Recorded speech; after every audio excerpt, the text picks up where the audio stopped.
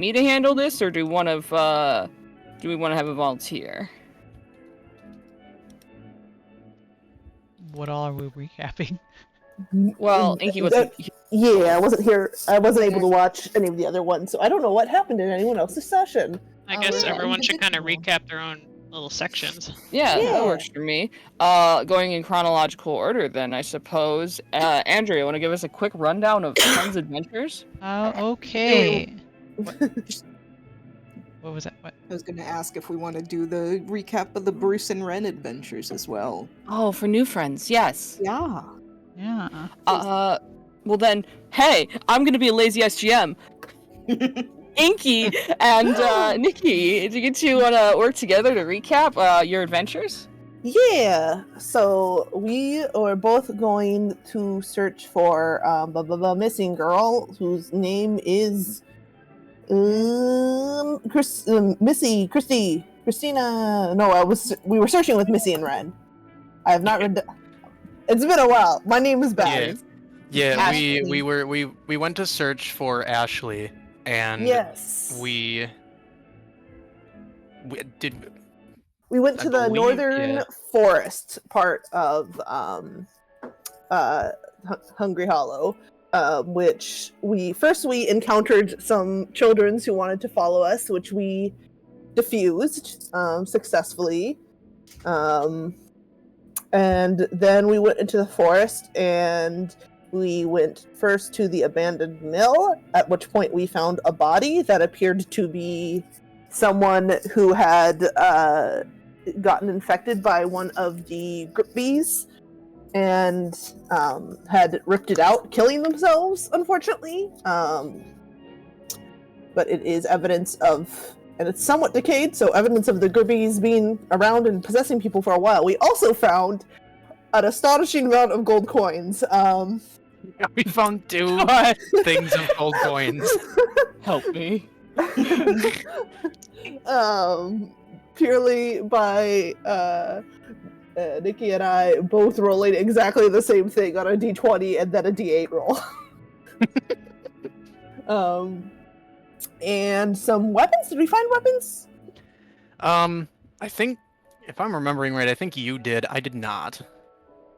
Actually, no. I think you did. I was given the guy's switchblade that we found. Right. Yeah. I believe that's what we found. Yeah, I don't have any extra weapons in my inventory. And after that, we went to the Bog Boys to ask if they had seen Ashley around, because she was supposed to meet them. But she never showed up to their meeting, so she was supposed to go to Ren's house and then over to them, and we're not sure if she made it to Ren's house, and she never made it to the Bog Boys. So somehow Bruce ingratiated himself to the Bog Boys and has been accepted-ish as an okay adult, and one of them, I forget which one, is going to accompany them as they look in town. And the Bog Boys say there are places that smell like rotting meat, one of which is the diner. We asked them if they knew places where someone might hide a body. And they're going to go look in the forest with Missy, and one Bog Boy is accompanying us to look in town. Yeah, Lillard. Ashley's boyfriend is coming with us. Did I miss anything? I think that's roughly it. And then last thing we saw of Group A, y'all were heading towards the salmon cannery. Yeah. And swippy swapping on over to Hun, who at the same time, because all of these solos took place at the same time, which is how we got ourselves in a slight temporal disparity. Oopsie. But Hun, go. So Hun has been teamed up with Kurt and brother, forgot brother's name. Begrudgingly, Don. Them stink guys, but it's Don, okay. And they were going to go drop off, wow, names are just completely leaving my head right now. Hun's other mom. Ooh. Reno. Hmm? Arua. Rua, thank you. Drop off Rua back at the trailer park, and they also did some investigating around there because that is also kind of a location of one of the suspects, quote unquote. Loretta, who we were pretty sure was Knife Lady, or was it Knife Lady? We had suspicion that Loretta was one of the B people. So with the brothers distracting the neighbor to Loretta's place, Hun was able to go over there, investigate the fridges, and before he could really do much else, the other neighbor, came out, and that was, okay, let's see, I have his name here. Ted, thank you. Our favorite wizard. Our favorite wizard, yes. He was watching Hun, because Hun wasn't really trying to hide what he was doing, because he had actually successfully opened one of the fridges and discovered there was a lot of meat in the fridge. One of the 3 fridges that were outside on Loretta's lawn. But yeah, after some conversation with Ted, he got some pseudo confirmation that kids have been trashing the trailer park. But otherwise, I believe he is able to get a favor from Ted later. Or at least that's the bargain they got, since Ted wanted some pesticides for some totally normal activities. Potion making, or whatever the fuck he was calling it. Absolutely not turning them into meth. Absolutely not. So yeah, Hun left. Prior to all that, totally forgot, Hun did give one of his pesticide charges over to the groundskeeper of the place, because it was noted that not the landlord, the person who's watching over it was not giving pesticides to use. So this is Randy, right? Randy was the groundskeeper. Yes. So Hun had supplied him with some pesticides, since he was running with the story that he was walking the pesticides back, because sometimes Hun does walk from home to mall. But anyways, fast forward, he picks his, or Loretta's door was open. It wasn't locked, right? I think it was open. Correct. He didn't have to pick his way into Loretta's house because it was just open. Going in after doing some heavy, looking in windows earlier, he found the place was an utter hoarded pigsty. Things piled everywhere, and in the center was a mud trail that led all the way to a closed door. Investigating around a little bit, he opened up a drawer and discovered a finger that had been severed from someone's hand. And it was goopy and icky because the inside of the trailer was really hot and had uncontrolled heating going on. So yeah, that was pleasant. Han basically just put it down. And he did work up the courage to go check, or to go peek into the bedroom, and saw that there was paperwork littered all over the ground. There's more mud and stuff, and also looked like it hadn't been occupied for some time. So yeah, he left there and was going to go reconvene with the brothers, but they were still in a somewhat debate or conversation with the mechanic neighbor. So Hun went to go confront Harvey, who's the manager of the trailer park. And Harvey was so scared of him. Pushover, just an absolute pushover of a man. Harrison basically was like, hey, you need to go supply your groundskeep. Well, he didn't specifically call out the groundskeep, but you need some pesticides for here. I've noticed things are getting a little awry, and Harvey just fucking folded.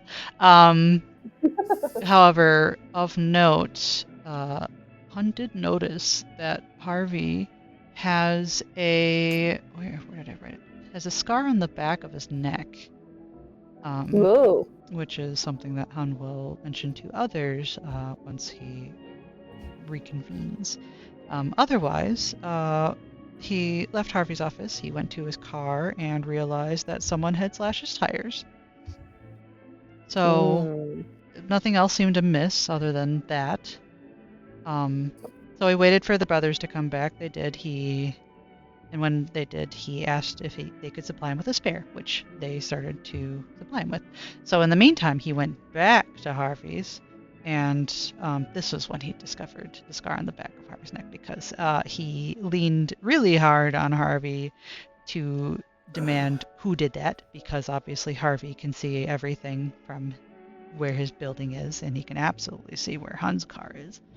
And it was discovered, if Harvey is to be believed, that I believe it is the Wilkes that likely slashed his tires. I believe that's what I have written down. You were given the name. Oh, the of, twins, the Brody yep, twins. twins. There we go. I know the Wilkes were also under our suspicions for other I reasons. believe that's the mechanic. No, the notes.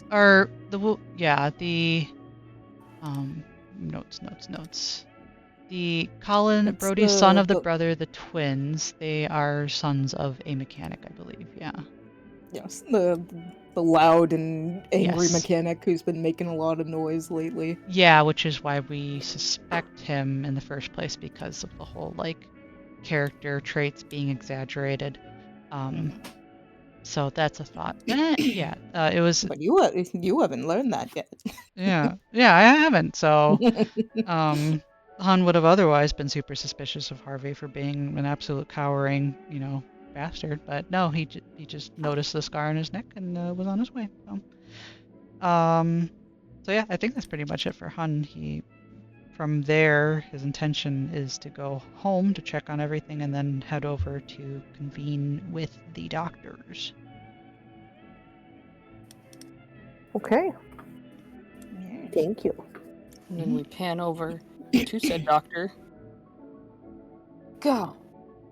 Yeah, well, the doctors in Douglas had a great time investigating. We learned a lot of things. So we went over to the medical center and down into the morgue, and we picked out 2 of the bodies that were not burnt into unrecognition, and took a look at the wounds to see if we could determine more about how the bees operated. And we had the fun realization that similar to botflies, they can either be opportunistic and enter a wound that is already on the person, or they will chew through and make their own if needs be. So Ooh. you don't necessarily have to be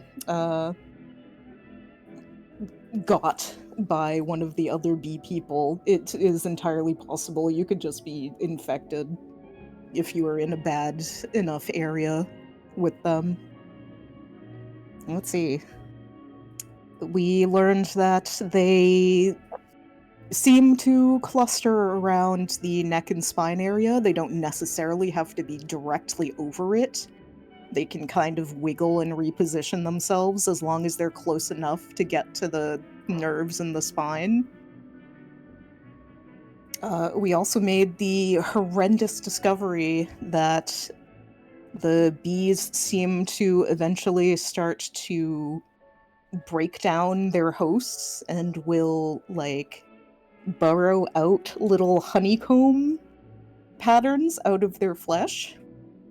And we find this out because Dabrowski suggested we should look at the brain of one of these people and see how far this infestation goes. And they they took the top off of one of the cadavers, and their brain was full of holes in a honeycomb No. pattern, and it was terrible, and nobody liked it. We did seem to confirm that apparently when the host dies, the bee also dies. None of the bees were active when we went to go examine them. We did remove one from one of the cadavers, so Douglas has his irrefutable proof that this is real. This is horrible and it's real. He's doing great. He's having a tough time. Douglas did recognize one of the cadavers as Jane, who was a missing person that was a semi-regular around town. Oh. And he also noticed that, Douglas noted that people had been acting strange and kind of sequestering themselves away from community activities, and gave a rough estimate of possibly 10 months being when he first noticed things were just a little bit off around town, which is a terrifying thing to be told, that, yeah, this could have been going on for a long, long time. Much longer than any of us had realized. So we did that, and in the meantime, our good friend Matthew Hellings went over to the police station and collected Layard, and then brought him over to the morgue. And we had a very, very fun and entertaining time chatting with this fella. As it turns out, he is not full of bees. Oh. The only reason he is not full of bees is because he claimed that the people at the Emerald Scale picked him up to be recruited. They put a bee in him. He waited a little while until everybody left him alone, and then took it out himself. Okay. Yeah, Kind of this badass. whole- Okay. yeah, this whole thing that we needed 2 doctors and a really super delicate medical procedure to save Isaac from. He's just like, nah, I did it by myself. Or rather, I believe he didn't claim that he did it himself. He was just like, I got my ways to handle things. Maybe he's a witch. Yeah. Entirely possible, but he corroborated a lot of what Isaac mentioned, that when it is under your skin, you feel connected to the hive mind. You're sort of influenced to give all of your effort and life to protect the hive and everything. He estimated that it takes about 48 hours for someone to be, like, indoctrinated fully. That when you are first given a bee, you have mostly your full sense of self, and then it slowly fades away until you're just a bee drone. So there seems to be a time limit before people are unrescuable, which, corroborating with the evidence we found of people's brains being mutilated, yeah. Let's see. He gave us a lot of information. We learned a lot of big, terrible secrets from Layard, but also he was a horrible shit the entire time. Sounds about right. Yeah. Alas. He has been undercover quotation marks. He is pretending to still be infected, and he is doing this so that he can rob all of the people who are infected and who no longer care about their worldly possessions because all they care about is the hive. So he's just stealing from people and being a horrible, shitty gremlin man. And everyone's like, that's a terrible thing to do. And he's like, yeah, so. But he did give us the information that Brea is the queen and she is the source of the bee infestation. She has been turned. Yes.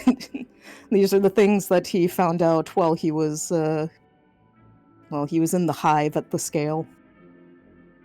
She is turning the town into a nest for when she has her baby.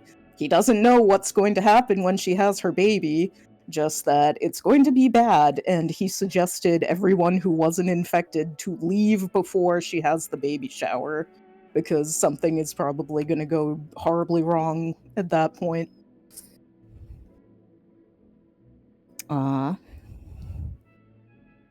Did you? Oh, go ahead. Oh no, go ahead. You. If you were still did you look at the mysterious water bottle full of stuff?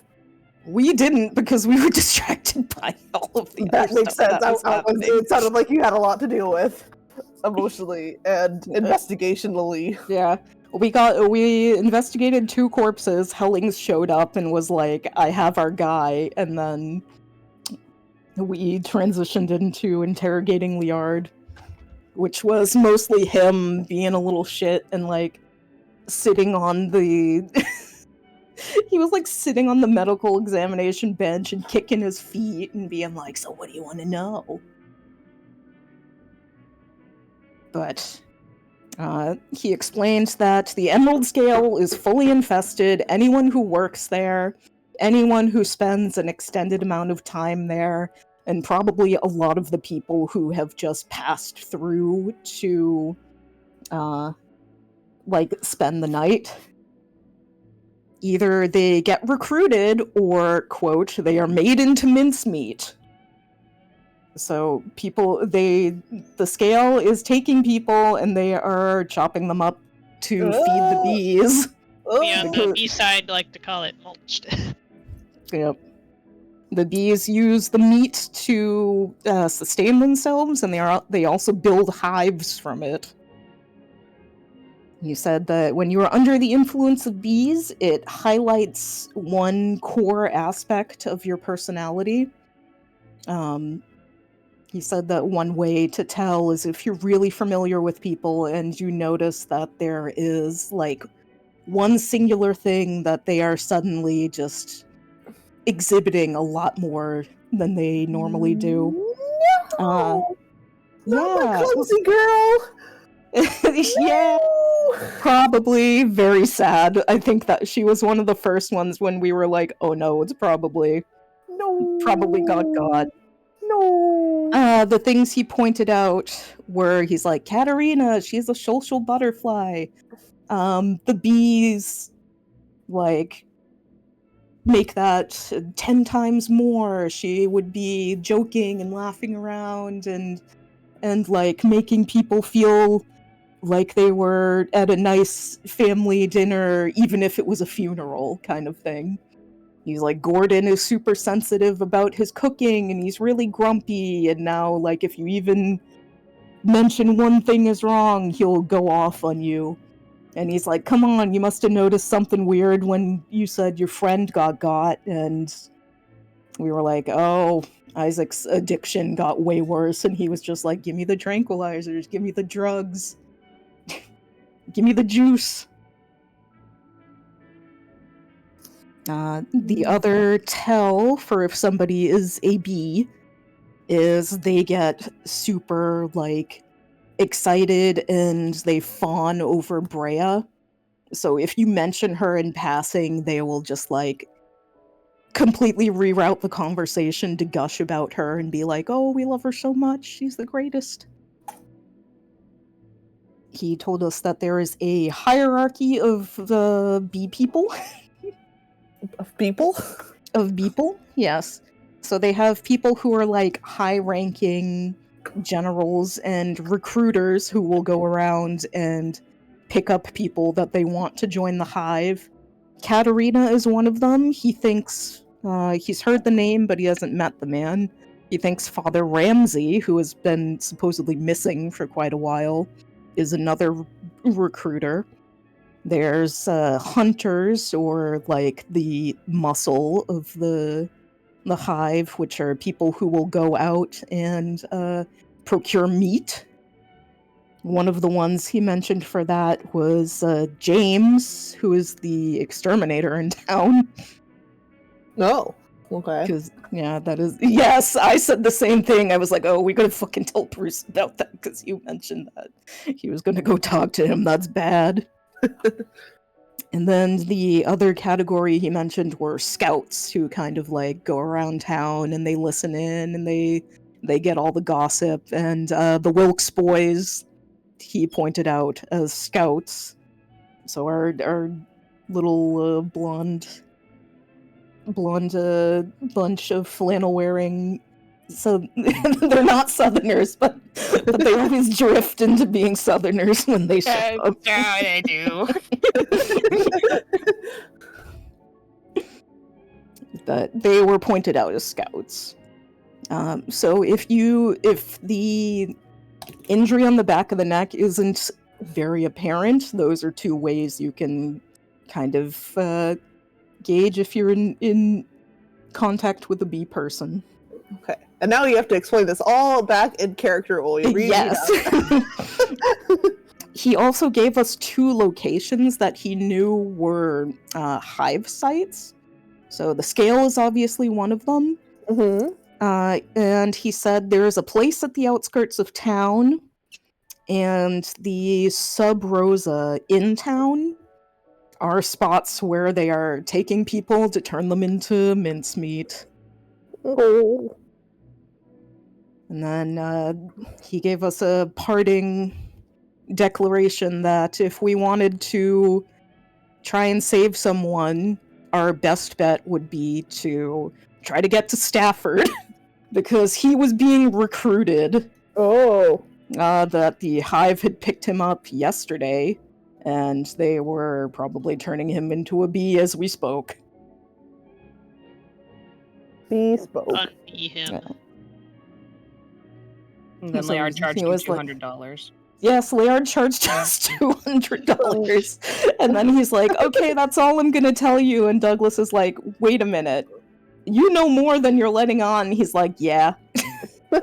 But I'm not gonna give you everything. I need to keep a little for myself for leverage.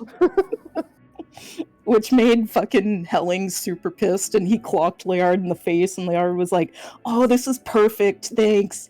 Now I can go back to the hive and I can tell them that I escaped from jail and I got beat up on the way, and you're just corroborating my cover, like A+. No, Thank you dude. don't have a bee in you. You won't be part of the hive mind, you idiot.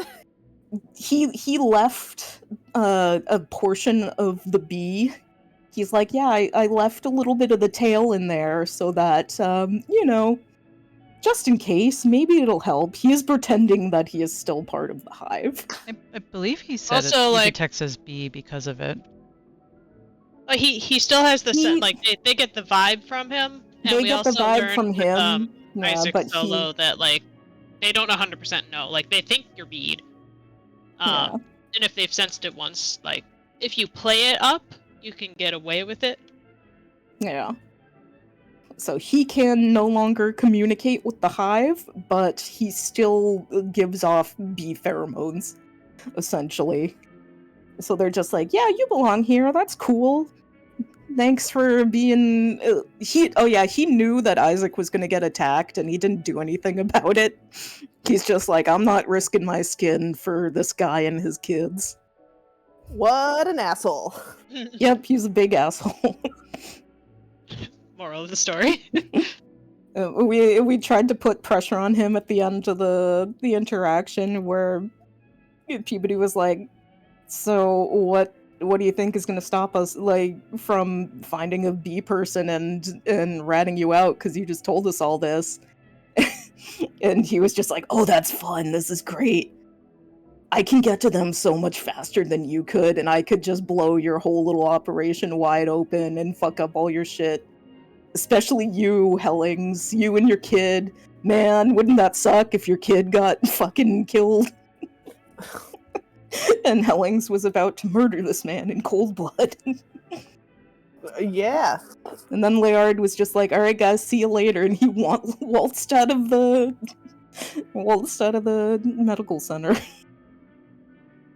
So he is going back to the bees to pretend like he got taken from jail to be interrogated, and then he escaped heroically. And then we'll probably continue to rob some houses. And yeah, continue to steal all of the worldly goods of the people who have been contaminated by bees. Yeah, we still haven't determined if it's the bees that robbed your house or if it's House Liard. Isaac turn. Yeah. I'm gonna go real quick because I'm tired. Isaac chilled at the house for a little bit. Decided that we could get some extra supplies, so he grabbed Enzo and they went over to his place and they gathered up stuff. On their way out, they got visited by the Wilkes brothers, which we just learned from the previous thing are babeed. Two of them came in and had a conversation with Isaac. Made a couple unintentional bee puns, and they seemed to think that was good. So they're like, nice, cool, headed out. And then on our way out, putting the stuff into Enzo's car, we opened up the back, and the third youngest of the Wilkes that disappeared while we were chatting was just chilling underneath the seat. So Isaac took Enzo aside, pointed it out. We went to go retrieve Child, who looked extremely betrayed and now definitely has informed the rest of the bees that Isaac is unbeed. Child leapt out, ran at Enzo, bumped into her. We checked her. She is still not beed. However, Child did grab her gun and jumped the fence. So that occurred. She is gunless. Tiny Child has a gun now. Probably nothing to worry about. And then we took the car back to Hun's place with the supplies. Isaac's kid started to wake up, so he's very happy daddy. And also the mayor and his wife showed up. They have retrieved daughter. Mayor gave a little bit of a rundown of the stuff that he knows. Which I might actually need a brush up on, because it's been a little bit. Oh, of his theories? He thinks it's a government theory. I remember that. Yeah, because you told him people were bugged. And so he's like, oh, it's the fucking government. I knew it. Yeah, he thinks it's the government. His theory... Let me go ahead and grab it for you. But that was essentially my session, so yeah. Because he thinks that the bees are broken into ranks. That's where the kind of rank stuff came from. And... One second. There he is. He had listed that his theories had been he thought Rua was potentially in on it.